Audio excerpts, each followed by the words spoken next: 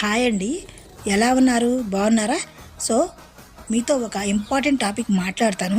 మనం ఎంతో అమౌంట్ ఖర్చు పెట్టి చదువుకున్న తర్వాత కూడా మనకి జాబ్ వస్తుందో రాదో తెలియదు ఈ రోజుల్లో. ఒకవేళ వచ్చినా 50K ఇన్కమ్ కావాలి అంటే 5 ఇయర్స్ ఎక్స్పీరియన్స్ ఉండాలి. అవునా?